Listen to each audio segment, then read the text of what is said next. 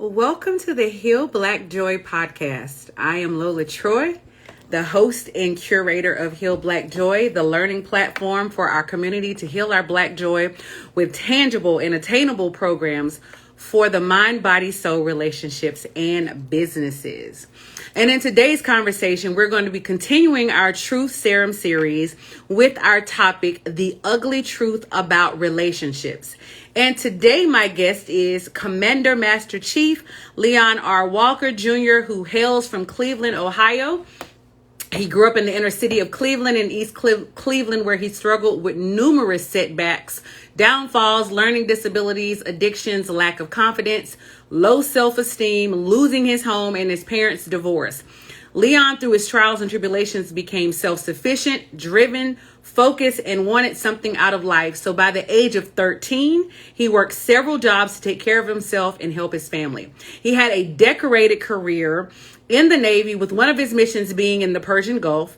He's received so many accolades, awards, and achievements while he was in the Navy. Now, as a retired Commander Master Chief, Leon R. Walker is now a motivational speaker and advisor on many topics, including developing mindset, relationships, mental toughness, PTSD, child abuse, domestic violence, health, overcoming addictions, drive, and passion. In addition to him being a speaker, he's also an author of 3 books and more following. His books that are in print currently are Broken, The Survival Instincts of a Child, Keeping Kids Safe from Porn, and also Love Ship, Friendship, Courtship, Companionship, and Leadership for a Healthy Relationship. So now we're going to get our guest.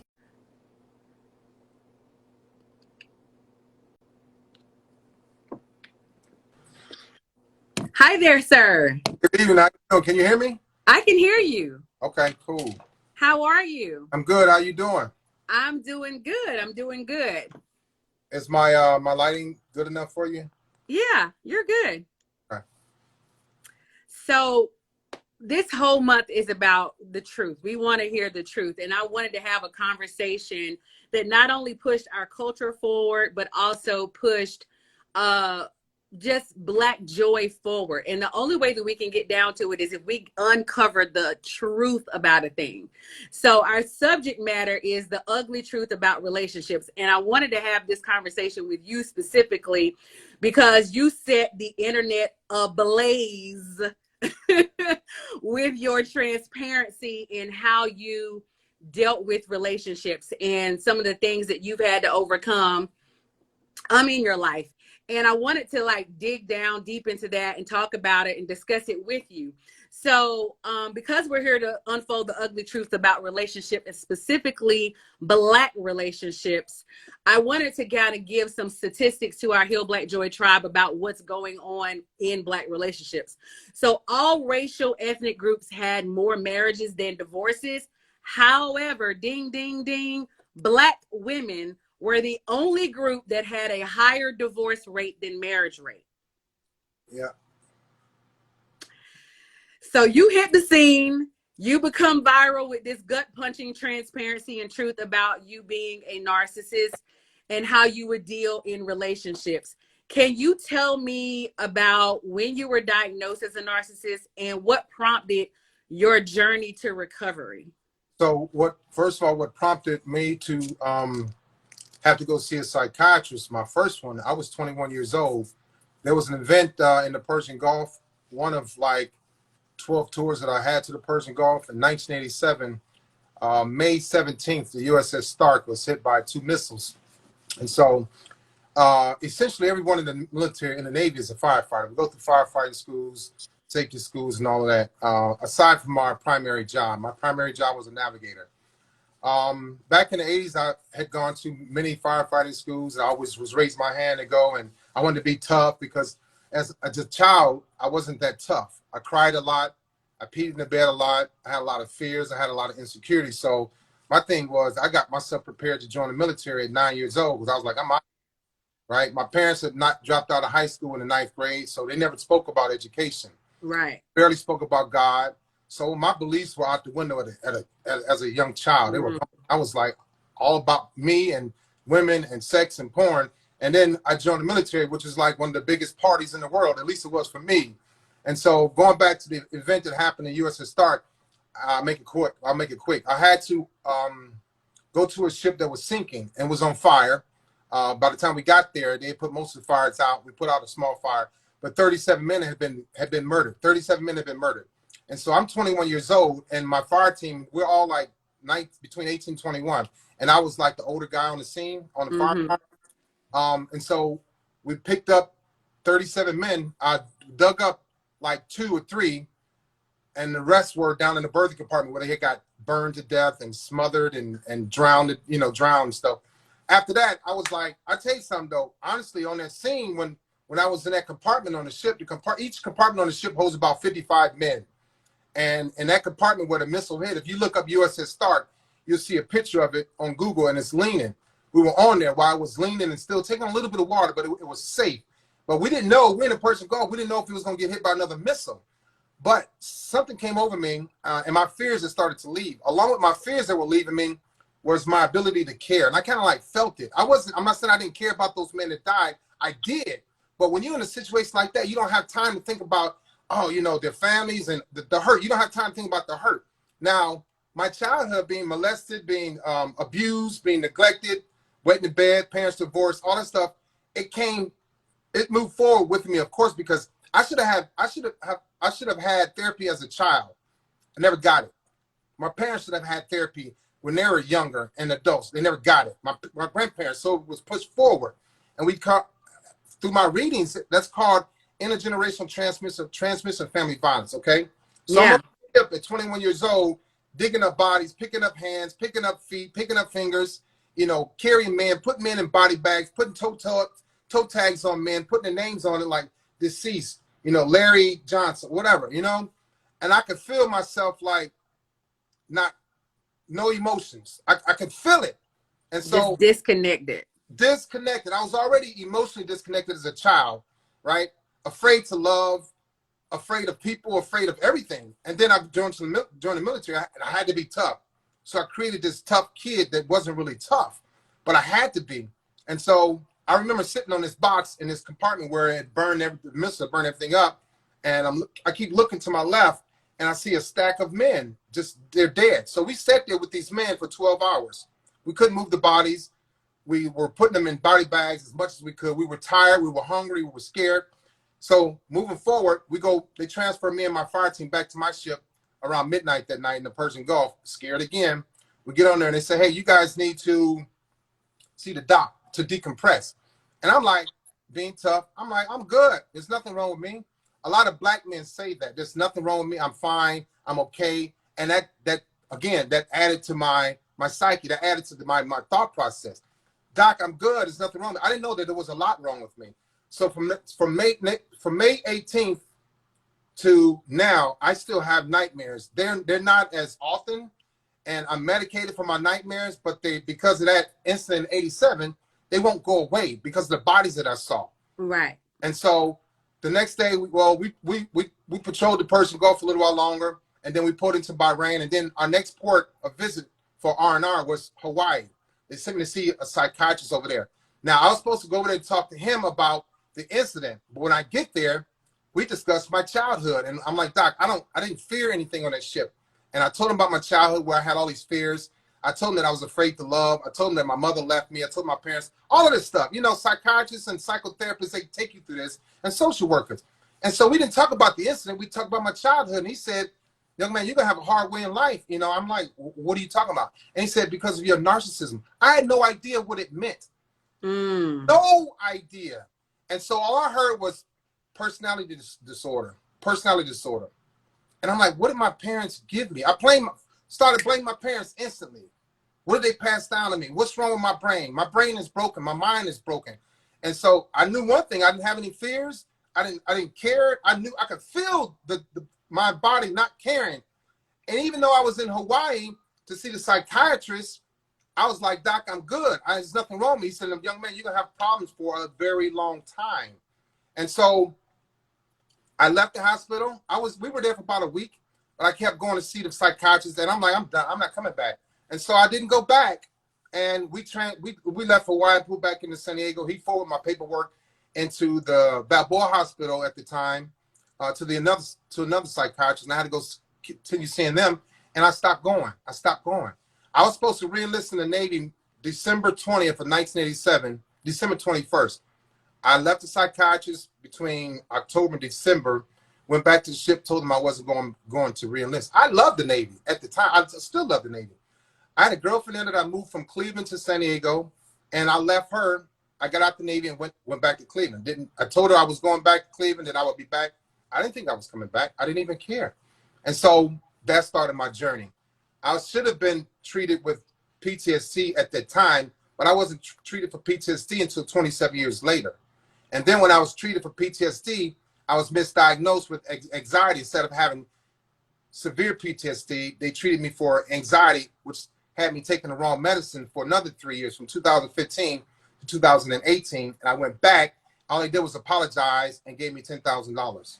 So that's how it all started. But I was 21.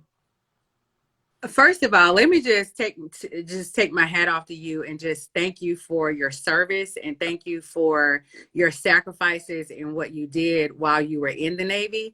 And I'm sure my Heal Black Joy family also, wants to send you, loving energy for doing that, and thanking you for your service. I just heard so many traumatic experiences, even from your childhood. The things that, sitting with bodies for 12 hours. And they were stinking. So my nightmares started in May 18th, 1987. I couldn't eat. I was losing weight. And I see this man probably from 87 until probably 2000 and maybe 15, 16. I would see the same man that I picked up and put in a body bag, because when I picked him up, his head fell forward and he didn't have any eyes. His ears were gone. His nose was gone. And I'm looking up. He was like 6'4", 6'5". This arm was snapped off. The bone was sticking out. And these things that I'm seeing, but I couldn't run. I had to deal with it. So I learned how to deal with it and not run. But later on, my psychiatrist told me later on in life, I started acting that out in my relationships. Just deal with it or run. Just deal with it like it didn't care. Oh, these guys got burned to death. They got killed. They got murdered. Okay, cool. We put them in the body bag. Oh, I broke your heart. Okay, cool. Put your heart in the body bag. We'll get through this. That type of thing. So I was carrying that forward. So tell me, how does that, I know when you got diagnosed later on, or you just you got that original diagnosis, but you didn't really keep going to see the doctor or to go see a therapist, right? So right. You get in these relationships and you're completely numb at this point. I had been numb. It probably happened before 1987. I know I told myself some things when I was 11, that I would never get married and didn't want to have kids, because getting married is for broke people. Having kids is a struggle. You'll eventually lose your kids. You lose your home. And I wind up losing my kids, my home, in 2007 when me and my wife and I got divorced. So I repeated my parents' divorce 31 years later. I got divorced in the same month. So I was carrying everything into every relationship. I was already emotionally detached. My psychiatrist told me that I was dealing with avoidance. I was dealing with emotional dysregulation. I was emotionally detached. I could get women that were easy, and that's no disrespect to women. I could get them, but I couldn't keep them. I could get them. I was discarding women at 21, 22, 25, 30, 35, 40 years old. I started talking about my personality disorder just last year. My plan was to just live my life, help people out, go away in the sunshine, the sunset, die, and hopefully go to heaven. But I didn't do the work enough to go to heaven. So God has me talking about my personality disorder. It started last year. I didn't plan to talk about this. I knew a lady that was dating. She said he was a narcissist. We talked about it. I kind of I guess she saw it in my face. She's like, well, what's wrong, Leon? I was like, I need to come clean, And it didn't scare her because she was well versed in narcissism. Right. Why don't you start talking about it then? I was like, oh no. But it was on my heart, and my heart was heavy. My heart was full of discontent for myself. I still felt like I needed to talk to apologize to my exes and some of the sailors that I led years ago, that I was verbally abusive to, the women that I discarded, that I disrespected, that I misled.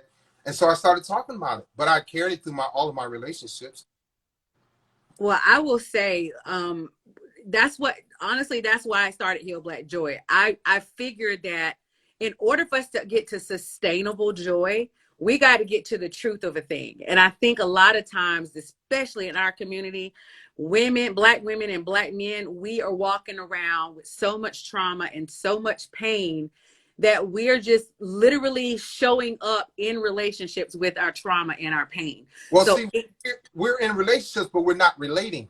Okay. ooh, My thing, I'll always talk about Leon. I don't talk about other men, women. I don't throw anybody on the bus. My thing was, I was in relationships, but I wasn't related to her. It's okay to get therapy. I can't make it any clearer to my brothers out there. When I say brothers, black, white, Asian, Puerto Rican, Greek, whatever, go sit down on that couch. I sat on that couch for 12 months. 2 months, I walked out, didn't go back. But I was always like, I'm too strong. I don't need no help. There's nothing wrong with me. I'm good. I'll tell you something. I went about 15 years before I cried for the first time. Because as a little boy, I was taught, crying with some girls, boy, suck it up. You know what I'm saying? Be tough. Ooh, punch me in the chest. You know, you stop being a sissy. And so that's what I held on to, you know? And then when I would see young men my age cry, I'm like, man, you're a little punk. What you crying for? But if I'm on a ship with these dead men, I'm sitting next to these dead bodies. If that didn't shake me, nothing could. If a woman left me, that would shake me, but I had to leave her first because I felt like if my mother would leave me, any woman would leave me. I felt like my mother left me when I was discarded as a kid, when we lost our home, when she started smoking crack. I lost that connection with my mother. So I was like, I would never apologize. I would never say I was sorry. I was never wrong. You know, I would never hug. I would never console a woman. No, I'd go buy you something, buy you some chocolate, buy you some nice boots, some Tiffany jewelry, something like that, make you feel better. But it wasn't. I was always doing the surface things. I wasn't doing anything emotional to make it better. So there was a comment and a question that I think is very key here that our Heal Black Joy tribe. So shout out to Lade Kozart and Call Me Dimples. She said the misdiagnosis, the lack the healthcare system has when it comes to the Black community is a very much so needed convo. Very, very true. And then the question comes from Call Me Dimples. Elaborate on when you said deal with it or run in your relationships. So my thing was like, look, if a woman was on to me, like, Leon, there's something wrong with you, and I heard that often, Leon, there's something wrong with you, I would be like, I knew something was wrong with me. I knew, okay? But then it's like, well, look, either you're going to deal with it or you're not, because I can leave right now. I had the ability to walk away. I had the ability to disconnect, and I get that from my mother. No disrespect for my mother. I love her to death. She died in 2012, but I get that ability to just shut it down and cut myself off from my mother. And so it was like, either you deal with me, Leon, or so my thing was I would always have a lot of energy and motivation when it was time to reel a woman in, when it was time to turn her out, when it was time to do everything that she hadn't done to her, whether it be sexually, whether it be financially, because I could buy some great gifts. I was a great shopper. I was a great planner. I was always bragging on myself, right? I can hold a great conversation. I'm a great listener. And I use that maliciously. I didn't use it to have a fruitful or healthy relationship. I used it to have a bunch of women at my disposal. I did it often. So you're mentioning some of the signs of the narcissism. Like, what are some of the signs that people can look out for in dealing with narcissists in relationships? Because I think a lot of times women don't or even men, because men deal with narcissistic women too. Right. I don't think people recognize those signs of narcissism, or we didn't really have the psychological or the verbiage of what narcissist was. We kind of knew, okay, something is wrong with this person, but we couldn't put a name to it. I think now in the last few years, we're starting to put names to things like narcissistic disorder or personality disorder. So what are some of those signs that someone can look out for when you're dealing with a narcissist? Like in relationships, you said you listened well, but you weren't using it to make a fruitful relationship, correct? So what were you using it for then? If you weren't using it to make the relationship fruitful, what were you really using it for? I was using to make myself available to and make her available to be easily manipulated. So if I'm listening to a woman, she's telling me what she hasn't gotten, what she needs, what she desires, what she misses, what her dad didn't do, what her dad didn't talk to her about, what her mother didn't talk to her about. I did those things, and at a young age, I knew how to do a lot of things that older men do because I studied women in porn to hurt women outside of porn. That was an addiction I had to keep myself engulfed in women. The lust is what drove me. And so my thing was to listen and then capitalize, to listen and then be manipulative, and then to listen to be vindictive. It was a way of keeping her in suspense. It was a way of keeping her holding on. It was a way of keeping her off balance. And so I did things that made her feel good because she wasn't getting, whether it be massages, kissing on the forehead, holding her hand. I struggled with holding hands. I struggled with hugging. I struggled with cuddling, but I did it because she liked it. But I knew eventually I'd be gone. I was always halfway in a relationship, halfway out of a relationship, always. Because it was only a matter of time before I run out of, like, you know, it's not fun anymore. It's not exciting anymore. I did all these things to see if I can get you. And I did. The women that gave me a challenge, I would stay around a little longer just so that I can conquer them. And I'm not bragging about these things. It's just what I did. And It's women, the truth. Yeah. yeah. And so I stayed around just a little while longer until I could conquer her. And I was able to conquer her. The women that were broken like me, the women that didn't have confidence or had low self-esteem, they were the easier women to reel in and keep and hold on and play around and play games with. Because a lot of those times they call them needy women. I call them women that are wholesome and have good hearts. They just been hurt. They just been run over and kicked to the side and disrespected. Not by men, but by family members too. So they look for somebody like me that just listen. I just want to be heard. So I'm going to hear you, and then at the same time I'm going to calculate my game plan, and that's what I did. It was malicious. It was wrong. I was a predator, and I paid for it. I paid for it now because I'm like hidden in plain sight. I'm like, dang, am I gonna die alone? Men die alone. I got a dog. Men get a dog and die alone too. Not just women. And so I was a great listener so that I can also feed my demons and my lust, because my thing was, it was all about gathering as many women as I could, because I was very promiscuous. I got a question for you. So, and it just hit me while you were talking about your mother and you developing narcissistic personality disorder. What was the connection, or have you connected the dots between your abandonment of your mother to how you treated women? Yeah, it was a lack of care, right? And so I tell you this. There was a story when my mother, I went to Cleveland in 1992 to be a recruiter. I wanted to really help my mother. My father was well off. My mother was struggling. She was getting high in and out of crack houses. So I was like, I want to get there and pay my mother's rent. That's what I want to do. I get to Cleveland. I make out an allotment to mother. Me and my sister find her apartment. We get it furnished. And I start sending her money. She get a check from me every month to pay her rent. After 3 months, the landlord called me and said, hey, man, he called me. I was at work in the recruiting office. Hey, man, your mother ain't paid rent in 3 months. I'm like, what? Just think, yeah. And I was sending the money. And I forgot she was smoking. It didn't dawn on me. So I go see my mother. And I said, Mom, I knock on the door, go in. Mom, what, he called me, said you haven't paid rent in 3 months. She said, so I just didn't pay it. And I'm like, how dare I ask my mother why she didn't pay her rent, right? And I was like 25, 26 years old. I'm like, she said, this is where I want to live, so I'm staying here. You're going to keep paying the rent. I'm like, okay. So I knew how it felt to have somebody say, you're going to do it anyway. Big deal, no big deal. Pay the rent. I knew how it felt to tell a woman, you ain't going nowhere, deal with it. So I knew how she would feel when I told her that, because I knew how I felt when my mother told me, knowing that I was going to continue to pay my mother's rent, and I did. Was no argument about it. So I expected women to take it the same way that I took it from my mother, if that makes sense. Oh, it makes total sense. I mean, we learn and model our behavior after what we see or what we've experienced in our life. And our first teachers, of course, are the people that birthed us, that gave us life, the people that we grew up in the household with. So either you got your development or your relational skills from your mother, or you got it from the absence of your mother, or you got it from your father, or you got it from the absence of your father. So right. I totally understand that.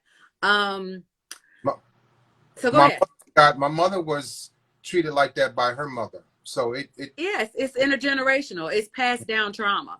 Yeah. That's what it is. Right. And oh, my sister is in the building. I want to say I got to shout out. I am Jennifer Arnice, who is the mother wound coach. That's someone. If you have a mother wound, that is the person that you need to talk to. She said he inflicted the pain his mother caused. Absolutely. Yeah. Um, And I feel going. it didn't even bother me to do that. It didn't. It didn't bother you to do that. When did it hit you that, okay, this is wrong? So I would always, people say we don't feel. I feel, right? But it lasts for a few seconds. I'm like, I ain't dealing with that. I'm out. You know, I was always in flight. So my psychiatrist told me, you can't make a decision based on your gut feeling. I'm like, what? And so I was always like, I'm out. I don't want to hear it. Leanne, hey, when we get married, I'm out. Blah, blah, blah. Get mad on purpose, start an argument so I can go smoke a drink because I had to answer that question. I'm out. Come back later drunk, like, what's that? I don't want to, making myself unavailable. Always. Avoidance. You're avoiding the truth of a thing. Right. So my psychiatrist said, you're dealing with avoidance issues, Mr. Walker. So anyway, it didn't come out. I always knew, I'm like, I knew something was going on with me. I knew, right? But I wasn't going to tell anybody. But I couldn't help, but I was acting it out. And women, they're going to figure it out, like something's wrong, but couldn't nobody put their finger on it. Now everybody's putting their finger on it, right? That's not why I came clean. I came clean because I got tired of holding all that hell in my heart. But through therapy is when it started to help me understand. I got clarity and I got awareness, right? I didn't know that I was dealing with avoidance issues. I was just avoiding issues. You know what I'm saying? I was just like, I'm out. She said I've always taken flight, which I was. I didn't want to commit, which I didn't. I tried to commit, but I knew I was always halfway out of the relationship. So while I was in therapy is when I sat down and I had to sit in that negative vibration and allow her to just dig into my soul and get it out of me. But had I not gone through therapy, I'd be like right now, 56 years old, I'd be the same person without a doubt.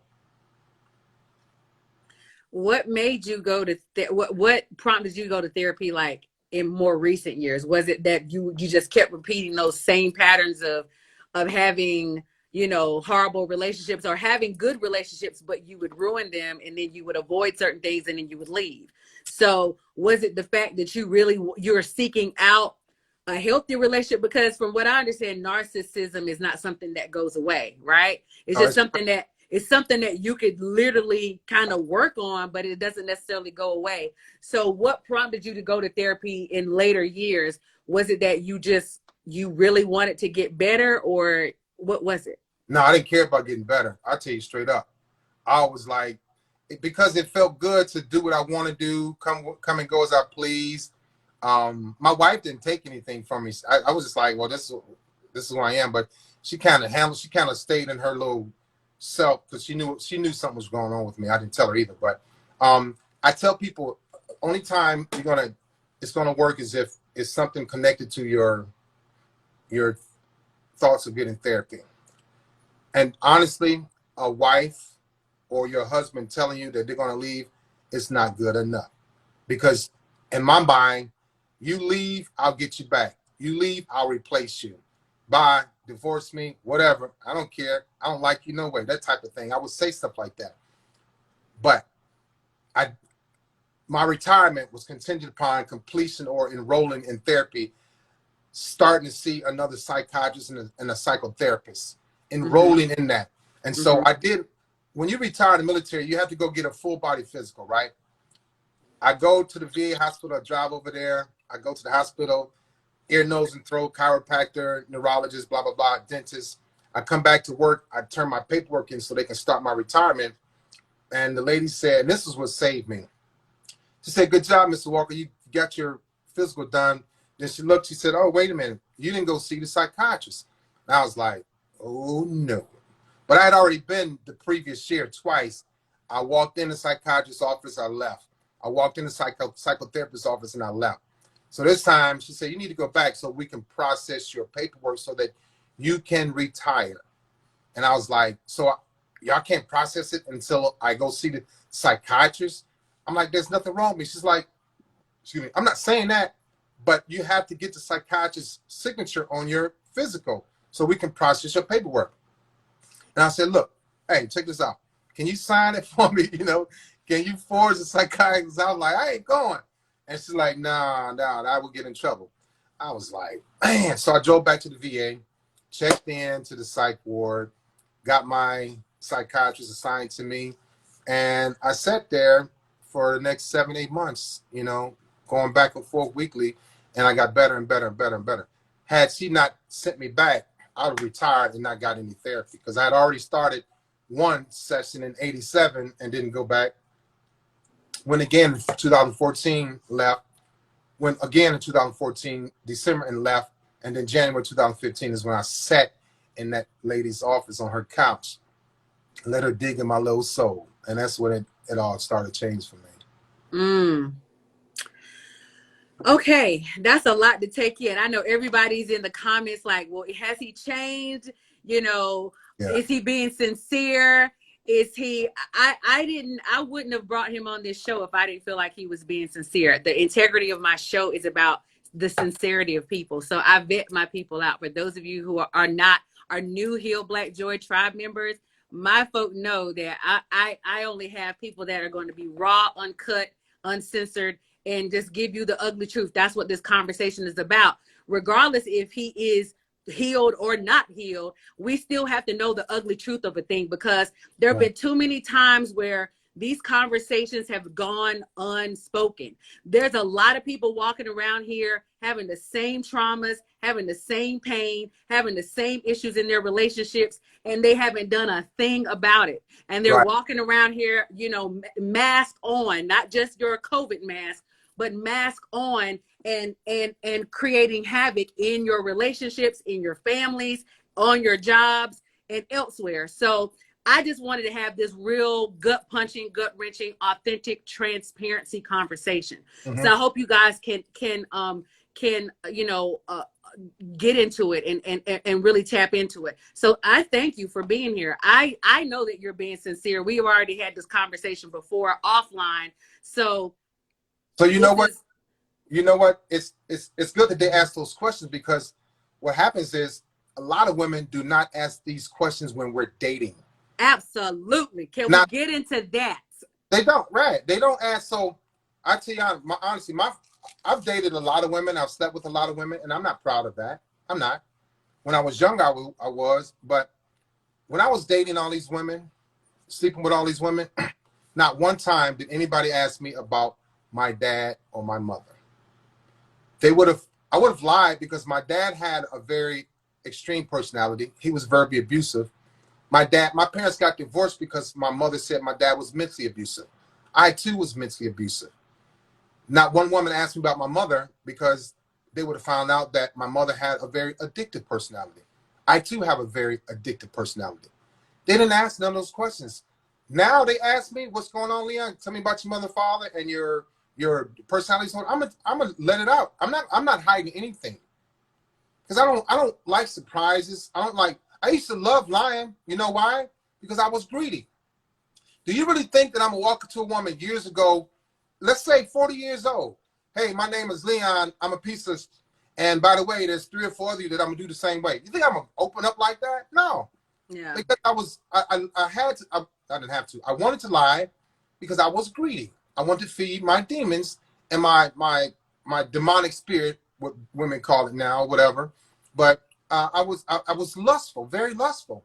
So I'm not gonna take a chance of losing you or you walking away because I'm telling you about my personality disorder. I'm not gonna take a chance of losing you, walk away, if I tell you about my mother and father. No, I hid a lot. I hid a lot from my ex-wife. I hid tons of things from my ex-wife for 12 years. And to me, I was like, no big deal. She'll never know. But but I was acting it out in a relationship. So I'm glad that you're talking about questions that people never ask you. What are those questions that one should ask? Because I know a lot of times we don't ask those questions. We weren't reared to ask questions. We were reared to just assume that if this person is respectful and talks to me good, takes me out, does things for me, he's evidently a gentleman, case in point, so be it. And we just kind of go with it, because a lot of times women just want to be in relationship, right? Now that we have the tools and we're starting to hear more conversations around mental health and the things that people, you know, are dealing with on a daily basis. And now we're getting more help. People are going to therapists because it's not taboo anymore. In the Black community, we knew there was somebody in our family that was crazy or had some mental health issues. We Right. just didn't call it that back then. We just said, oh, Uncle so and so, he just drinks, or Auntie so and so, she's just mad all the time. We Right. knew something was wrong, but nobody was saying that they needed to go to see a therapist. That was very taboo back then. Right. Now it's not, and now we're able to put words and actual diagnosis to what it actually is. So Mm-hmm. if we were to go on a date with a brother or even a sister, because we're not limiting this to men, because women are like this too, what are those questions that we need to ask? What would be the questions that, if they asked you and you were being honest, what would those questions be? About my health, about my mental health, about my heart, about my PTSD, about my sugar level, about my cholesterol level. How many dental exams do I get per year? Do I get my teeth clean? Do I get pedicures, manicures? Right? Do I exercise regularly? Do I smoke weed? All because the thing is, those things are going to come out anyway. And then a year Right. later, women hold on to their relationship. Oh, you know, we're okay. No, you're not okay because I ain't okay. If I ain't okay, you ain't okay because you really love me. I'm your man. I'm your husband. You don't want me to die. We hide the health problems. Okay. I have a stent in my artery. I got a stent. I had a heart attack in 2013 while I was at the gym. My girlfriend didn't know that my cholesterol level was high. My ex-wife didn't know. Okay. None of them knew that my sugar level was high. Right. None of them knew that. Okay. So if you don't take care of your teeth, that's related to Your heart. heart. It Okay. sure is. We don't talk about that. You know, do you floss? You don't. Do you floss? Women used to make fun of me because I was always flossing and, you know, had a toothpick in my mouth, you know. But health concerns. Leon, what's up with your father? Why did your dad die? He was addicted to alcohol. He had a bad heart, a bad brain, bad kidneys, liver. Do you drink, Leon? I used to. I don't drink anymore. I have a drink every now and then, but I keep it to a limit. Leon, what's up with your mother? You never, and you know, a lot of my exes said, you never talk about your mother. Never. I never talked to them about, because my mother was a crack addict. My mother had an addictive personality. People used to tell me my mother was crazy. Grown people, kids, neighborhood. What's wrong with your mother? Your mother crazy. So then if I tell a woman that I'm dating, oh, wow. One lady told me, she's like, dang, you're a risk. I'm a risk. And I was like, never thought of it like that. But you can't be afraid of telling the truth, because the thing is, most women gonna hang in there with their man. They're gonna be like, you know what, Leon? I got this. My friend's a nurse. My mother's a nurse. My dad's a doctor. Let's get you. Blah, blah, blah, blah, blah. My ex-wife is like, always going to get checked up all the time, right? But ask those hard questions. Of course, women want to know about a man's penis. They're gonna get to that. The man want to know about her vagina or how well she performs in bed. Okay, got it. But what else?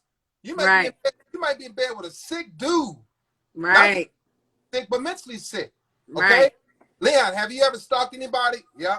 I told the whole world that I was a stalker. The video went whatever. Yeah. Stalked at 25 years old. They call it now hoovering. Oh, he's hoovering. They so soft about this bull crap, but it's real. Okay? I did it at 25 years old. It's men now that are doing it at 30, 35, 40. It's young men now that are doing it at 18 years old. I get older women, grown women calling me about their daughter's boyfriend stalking them. Well, Leon, I read it and it says it's hoovering. He's stalking your daughter. This is what's going to happen. Luckily, I didn't stalk my ex-girlfriend to hurt her. I started because I wanted questions, because I pushed her away. Now she got a new dude that's treating her better than I was treated, and I can't handle it. So they talk about, oh, he's hoovering. It ain't funny. Some people get stalked. Some people get hurt. Some people get murdered. Some people get acid thrown in their face. Their car's keyed. I got my car keyed before. I had a woman come up to my job, 26 years old, playing games with her with a knife. Right? I had a woman try to run me off the road. I had a woman try to drive into the lake with me in her car. I played these games. It is not a game to play. If you don't want to be real with somebody, tell them up front. You know, don't trick people. Don't do that. Don't mislead people. Don't deceive women or men. Don't do it, because if you've never been hurt before, you don't know where your mind's going to go when you do get hurt. Right. I didn't plan to stalk my ex-girlfriend. At the time, we'd been together 5 years. There's no way another man going to take her from me. There's no way another man going to make her feel better than I make her feel. But guess what? As soon as I discarded her, she found a dude to make her feel good. And I could not handle it. And I stalked her for about 6-7 months. That's why I tell women, if a man stalk you and it's like, oh, baby, I'm into God now. I'm reading the Bible. I'm better. I talked to my mother. I got a mentor. All that stuff, you better not believe it, because I did the same thing. I got her back and I discarded her again. So in relationships, you need to, and psychiatrists and psychologists always tell people, oh, it's not healthy to ask about somebody's past. But damn it, you're going to repeat it. And his past might come to the future and might destroy you, might kill you, okay? Might break your arm. I got friends that I know for a fact that are walking around undiagnosed narcissistic men that have beat women up and broken women's bones. And they were in the military. They do exist. They do. Thank God I was like physically violent, but I was mentally abusive. Okay. And that's worse. I was verbally abusive. Yeah. So when you're dating somebody, you got to ask the hard questions. You got to ask the hard questions. Jennifer Arnese said, women are often scared to ask because they don't want to disqualify a man because they've already made the decision to be with them. We got to stop just accepting the bare minimum, or the making our base the bare minimum. And we got to ask those questions. And the one question I know that we have to ask, and this is across the board, is what is your emotional age? What is your emotional age?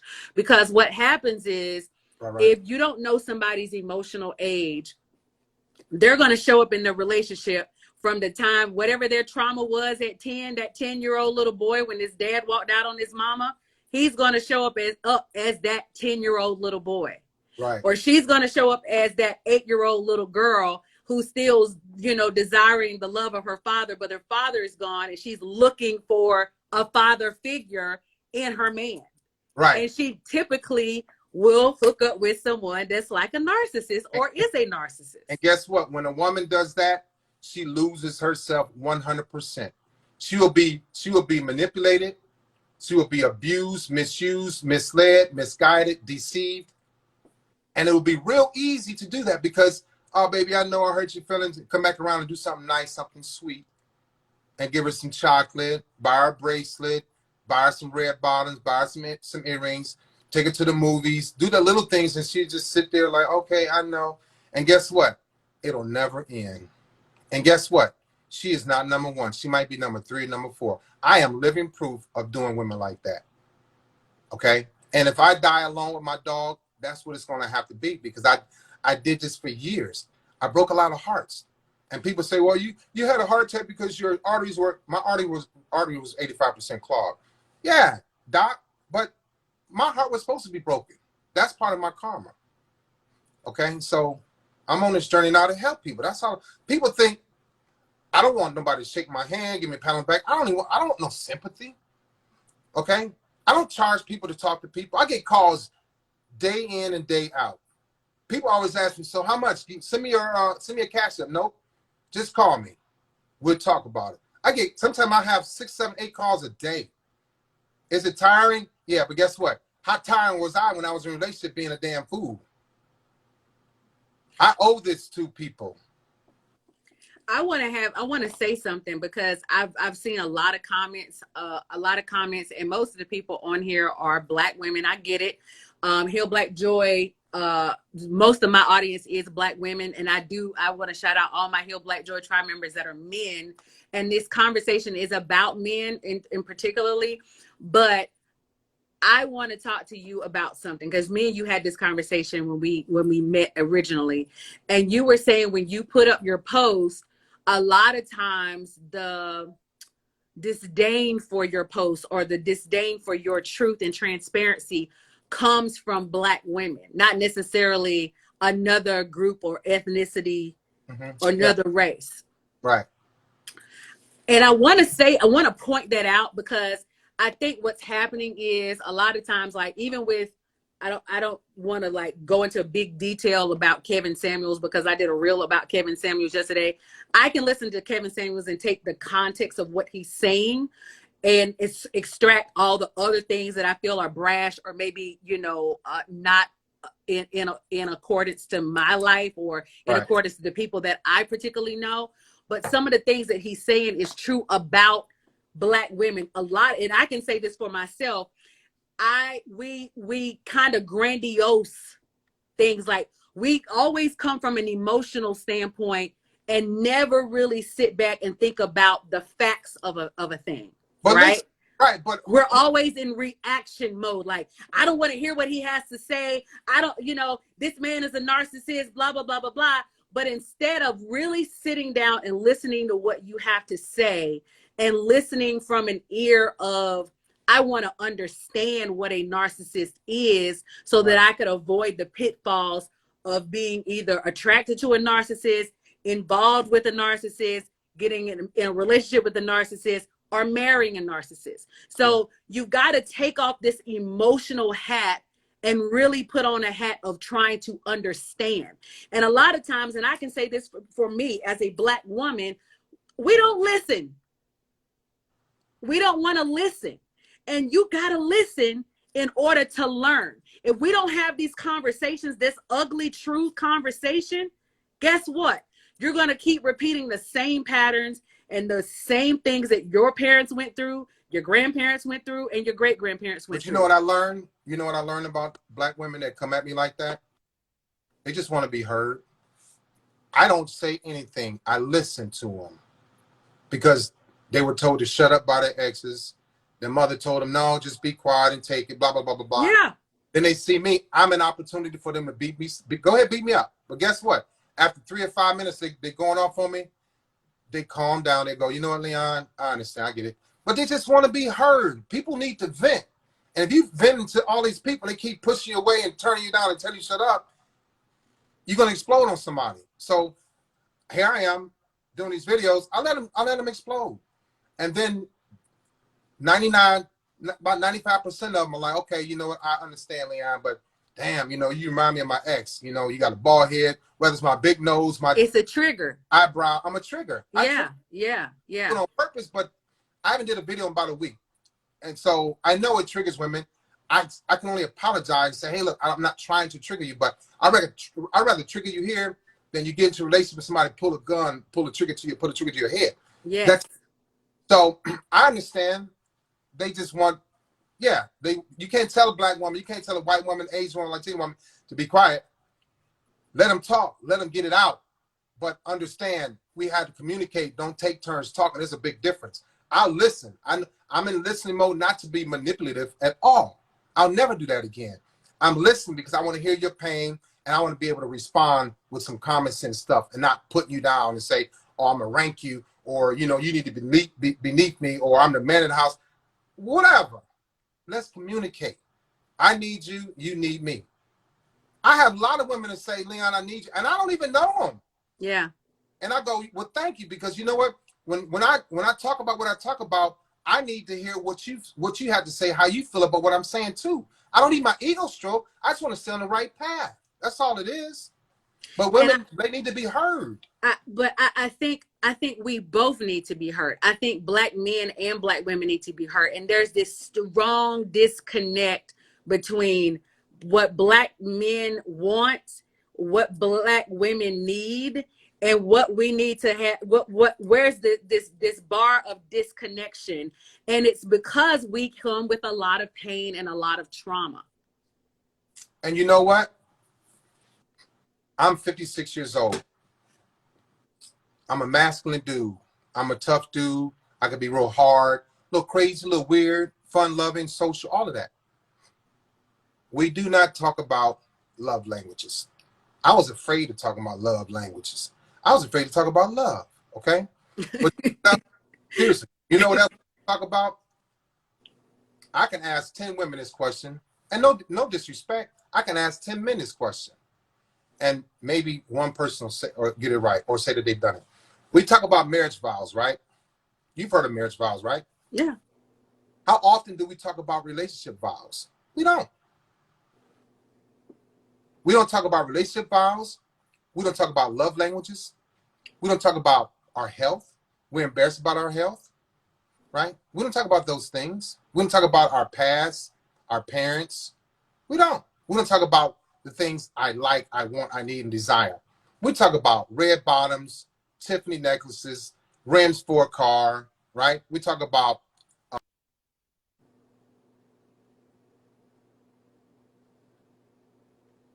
I can't hear you. Okay, go ahead. Yeah, I can hear you now. we talk about we talk about Burberry scarves. We talk about materialistic things, right? We don't talk about the real heart and soul of being a union. I didn't even do that. I didn't respect my vows. I don't even remember what my marriage vows was. I didn't even talk about relationship vows, right? I never talked about love languages, acts of service. I had love less languages. I'm going to be an act of disservice to you, okay? Communication, no. Bad communication, no communication. My communication sucks. Physical touch, I'm going to touch your breast, your butt, and your vagina. I'm going to kiss you. I'm not going to grab your face and kiss you. I'm not going to kiss your forehead, the bridge of your nose. I'm not going to give you massages. So I was starving black women. I can honestly say that. So a lot of the black women out here that are hurt is because of me. Okay? So let me start off by saying, you know what, that's my fault. I'm sorry. I did that. I was wrong. So we have to take responsibility. We have to hold ourselves accountable. It's not about the white man, the Asian man, all these people. No. Let's focus on blacks right now. Okay? But we are so divided in the black community, it's a doggone shame. You look on YouTube right now, you see videos out millions of hours of black people going at each other, fighting each other, arguing about each other, sliding, shooting each other. You got Charleston White talking about all the rappers when they die. You got, okay, I don't disagree with Kevin Samuels. I don't agree with everything he says. He delivers with a heavy hand sometimes. Intelligent man. I listen to him. I follow him. I don't agree with everything, right? I take bits and pieces like you. But we got blacks going against blacks all day long. We're the easiest race to exploit, but we don't pay into each other. Right? Well, there's this thing now. I don't know what's going on, but I think because of a Kevin Samuels or someone who has polarized us with the high valued man, the high valued woman, it's now this thing that I'm seeing on a lot of podcasts. We are the only ethnicity where people are just rating each other and berating each other. Thank you. We're not.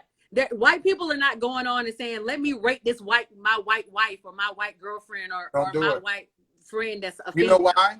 Well, part of it is money. You get a YouTube channel and you start putting people down. Your followers go up, your views go up, you get money. Whatever. I don't want none of that money. Right. I'm not trying to be a part of genocide. Okay, I'm not. That's what it is. If you think about it. But I'm not going to do that. I do what I do for free. I write my books and sell my books, yeah. But I talk to people for free. I get on any podcast. I've been on radio, so I've been doing this stuff since 2018. It's not new to me, right? So I owe a debt to society. I owe a debt to women. A lot of men, some men are starting to come along and follow me, but a lot of women don't want to hear what I got to say because I'm talking about me. I'm talking about helping women. I'm talking about helping men.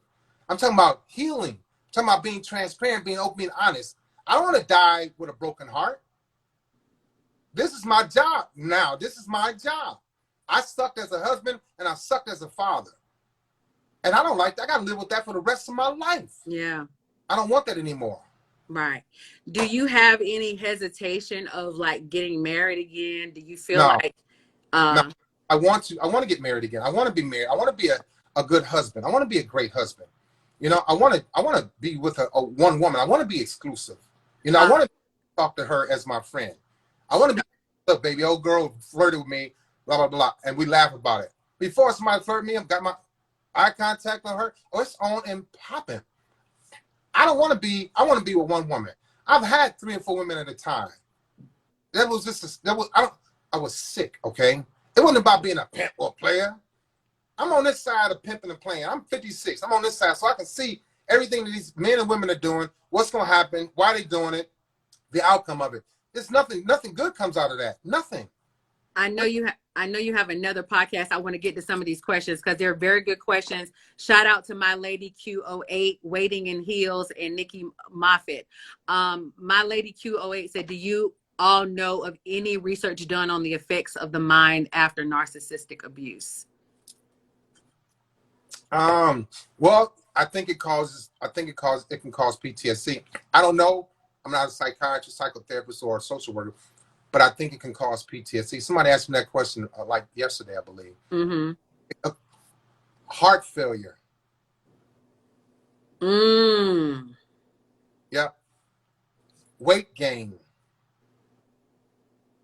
If you want to talk about other things, lack of confidence, low self-esteem, suicide ideations. You damn right it causes all those things. Yeah. You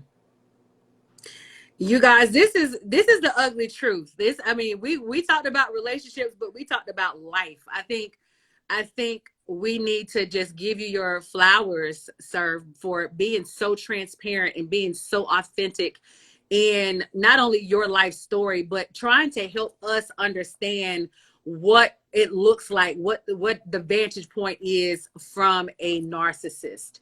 And I understand that, heal people, and hurt people. And I understand that because if you are Black, we got trauma. It's I don't know anybody that's Black that has not experienced some trauma in their life. It's just what it is. Right. So if you're not dealing with that trauma, that means that you are a hurt person, and 9 times out of 10 you have hurt somebody. So I can't point the finger at you, sir, and say, oh, well, he's a narcissist. Well, no, I've had trauma in my life, and I'm sure that I've hurt somebody in my life. I'm sure of it. You know what I mean? So I just want to thank you for being so open and so honest and so willing to share your story, not only with my tribe, my Heal Black Joy tribe, but also just sharing it on social media, because you went viral. Like you laid it out there. I don't know anybody that's going to lay their truth out as gut wrenching and gut punching as you have. Yeah. And I just want to thank you for doing that, because we need to hear this ugly truth. We need to know this ugly truth so that our daughters, our sons can avoid these things. We've got fathers that are walking around who've been in the military, that are retired, that are walking around, that have PTSD, that are alcoholics, that have high blood pressure, that have heart disease, that have all these things, that smoke and have addictive personalities. And they come home and they're angry and they're emotionally disconnected from their family, and their wives don't know what to do with them, and their kids grow up feeling like, oh, I can't talk to my dad. And what do? They basically recycle the same pattern, and they get up in age and they do the exact same thing in the relationships that they're dealing with. So I want to thank you. I was a guy that you just described. Yeah, I want to thank you for that. I want to thank you for sharing your story and being so vitally honest with us. Thank you. I appreciate it. Let's do this again. Let me know, because I enjoy talking to you, because you keep me going. You get me going. Rolling. Yeah. Absolutely. We got to do this again. You guys, please go follow Leon. His social media information is on Heal Black Joy's page. I've got 3 or 4 different posts with his information on there. So please, if you have not gone to follow him, please go follow him now. Also, please follow us at Heal Black Joy. If you haven't watched it, if you want to watch this again, if you know your friends or your girlfriends or your male friends want to watch this, it will be on our Heal Black Joy YouTube channel on tomorrow night. Thank you guys for tuning in tonight. This has been a wonderful conversation. I just want to thank you again, Leon, for being here. I don't know if you're still on. You have a little some trouble here, but I do want to thank you for being on. I know you got something else to do. You got another show to join. But you guys, was this not an awesome conversation? I want to thank him again. I know he had to drop off. He's got to go to he has another live that he's got to join. But man, wasn't that awesome? Oh my God, it was so good. I want to say, this is just to wrap it up. I want to say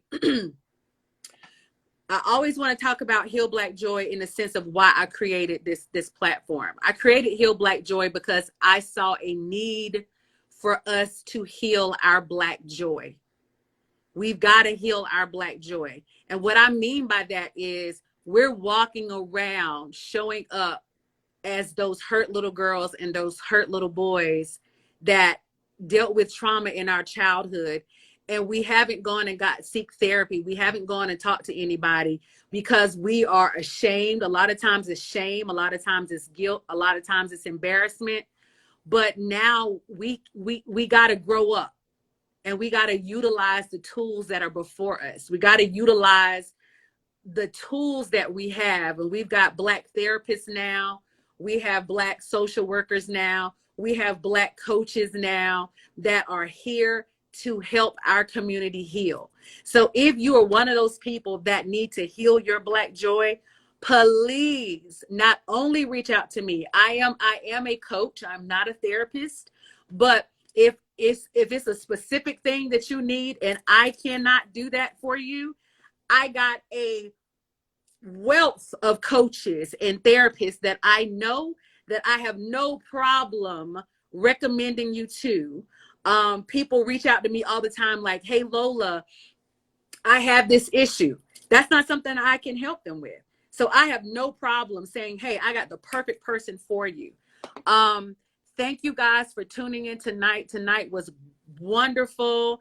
I thank you guys for being fully engaged. I thank you guys for always supporting Heal Black Joy and what we're trying to do on this channel. And like always, I say, go heal your Black joy. Whatever those things are that's tugging at your heart, that that's wrong with inside of you or inside of your sphere of influence, whether that be your family member, whether that be your friend. We're dealing with a lot, you guys. I mean, we're 2 years into a pandemic and we're not talking to people. We're not getting that interaction. We're getting out and we're going places and doing things. I probably bought way too much that I should have bought, but I'm buying things as a coping mechanism for not being able to hug my sisters and my brothers and my family members and my friends because I don't get to see them. Right? So those therapists, reach out to me. I want to have you in my Rolodex so that when somebody comes to me, because people come to me all the time saying, hey, Lola, I need help. Please send me your information. And I just want to thank you guys for tuning in tonight. As always, make sure that you are out trying to heal your Black joy. Have a good night.